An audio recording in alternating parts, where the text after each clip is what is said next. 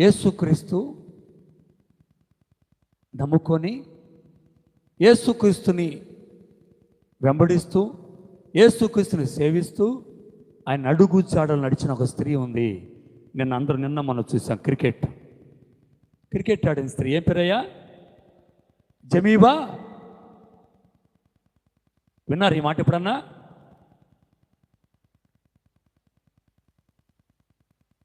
జమీబా ఆమంట ఆయన క్రికెట్ ఆడాలన్నా ఏదైనా పని చేయాలన్నా ఎక్కడికి వెళ్ళాలనంట ఆమె 5 పనులు చేసిద్దంట. ఆమె 5 పనులు చేసిద్ది. మొట్టమొదటిసారిగా దేవుని కనపరిచిందంట. ప్రభువా, ఈ ఆట ఆడటానికి ఇచ్చిన కృపను బట్టి నీకు స్తోత్రమయ్యా. ఆట ఆడే సామర్థ్యాన్ని నీకు స్తోత్రం ప్రభువా. ఈ పని చేయటం నడిపిస్తుంది నీ స్తోత్రం అని చెప్పి మొదటిగా దేవుని ఏం చేసింది? ఆమె కనపరిచింది.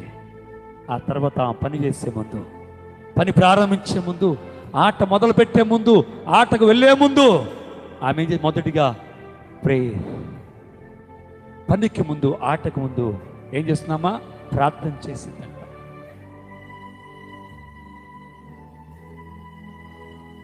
ఆ తర్వాత ఆమెంట ఆట గెలుస్తాను, ఎందుకంటే ఆడిచ్చేది ఆయన, నడిపించేది ఆయన, నాకు చక్కటి జ్ఞానాన్ని ఇచ్చేది ఆయన అని చెప్పి ఆత్మవిశ్వాసంతో ఆ ముందుకు వెళుతుందంట.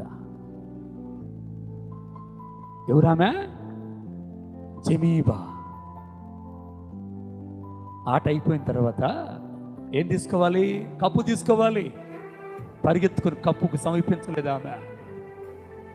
బహుమానం కొరకు సమీపించలేదు ఆమె. జమీమా ఏం చేసింది తెలుసా? అమ్మా, మరి అద్భుతం విజయాన్ని పొందుకున్నావు, అద్భుతమైన ఆట ఆడావు, నువ్వు సామాన్యురాలు కాదు.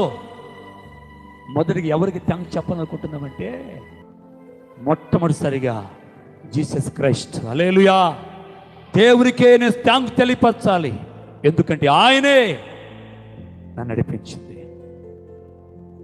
ఎలా నడిపించాడు అంటే ఆమంటుంది, నిర్గమకాండం 14వ అధ్యాయము 14 వచ్చిన తీయండి. నిర్గమకాండం 18వ అధ్యాయము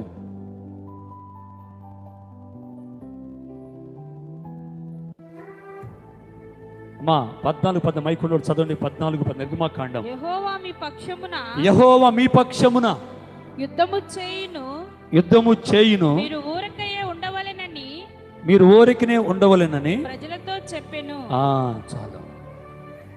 ఏమంటుంది?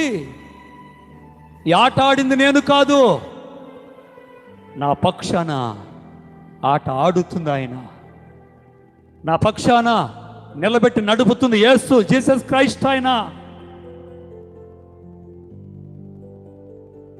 ఈరోజు ఈ గ్రౌండ్లో ఈ బ్యాటుతో, ఈ బాలుతో యుద్ధము చేసింది నేను కాదు, నేను ఆరాధిస్తున్నా, నేను సేవిస్తున్నా, నేను వెంబడిస్తున్నా జీసస్ క్రైస్ట్.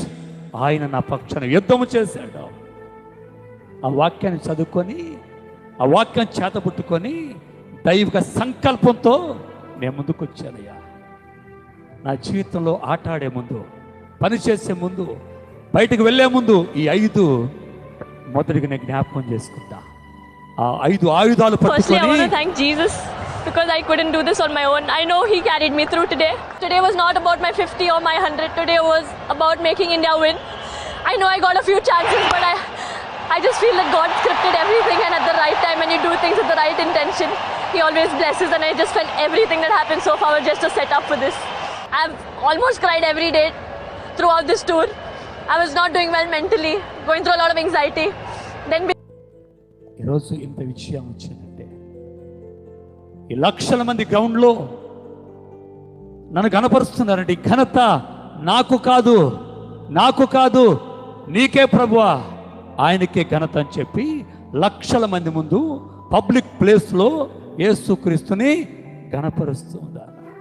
యేసుక్రీస్తు గురించి కప్పు తీసుకోకముందే, ఆ బహుమానం గురించి ఆనందించకముందే ఏం చేస్తూ ఉంది? ఆయన గురించి ప్రచురిస్తూ ఉంది. చర్చిలో ఉందా? సమాజంలో ఉందా? ఒక ప్రత్యేకమైన స్థలంలో ఉందా? అనేక లక్షల మంది కూర్చొని ఉంటే వారి ఎదురుగా యుద్ధ వీరరాణిలాగా ఆమె ఏం చేస్తుంది తెలుసా? ఒక్క నిమిషం అయ్యా, ఈ చప్పట్లు నాకు కాదు, ఈ స్వేదంలో నాకు కాదు, యుద్ధము చేసి జీసస్ క్రైస్ట్ ఆయనకే ఘనత మహిమ ప్రభావాలు కలుగునుగా అని చెప్పి స్తుతించి ఘనపరిచి ఆయన గురించి వాక్యం వెత్తి వాక్యం ప్రకటించిందండి గ్రౌండ్లో.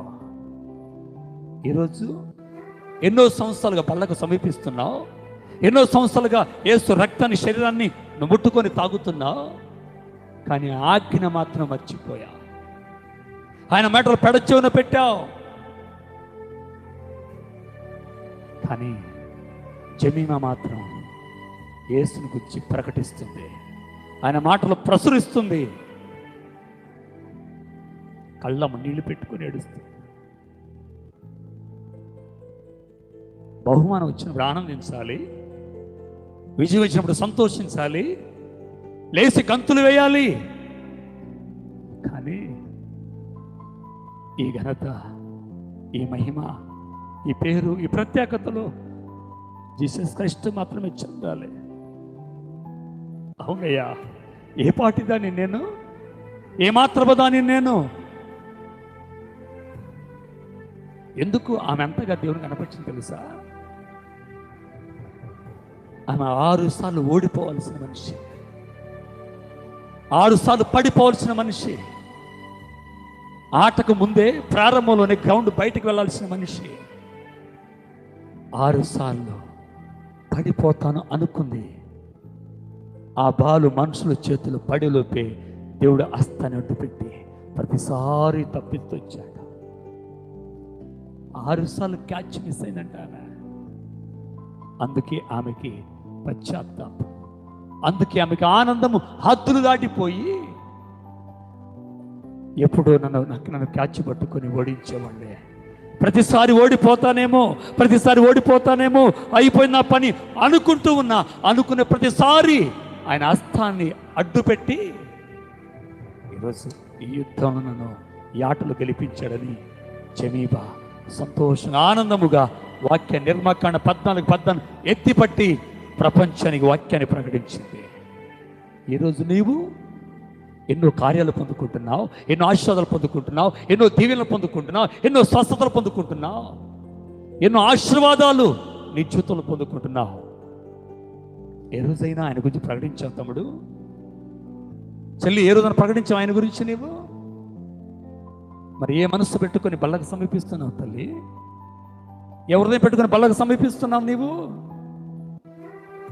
అంటున్నాడు, ఈ రొట్టెను తిని నా రక్తాన్ని తాగి ఎవడైతే సిద్ధంగా ఉంటాడు వాడు నేను మరలా వచ్చు వరకు, నీ కొరకు బల్లో చేస్తూ నీ కొరకు నేను మరలా వచ్చు వరకు ఏం చేయాలి? నన్ను గురించి ప్రచురించండి. ఈ బల రావటానికి కారణం, ఈ రక్తం రావటానికి కారణం, ఈ శరీరం రావటానికి కారణం జీసస్ క్రైస్ట్, ఆయనే కారణం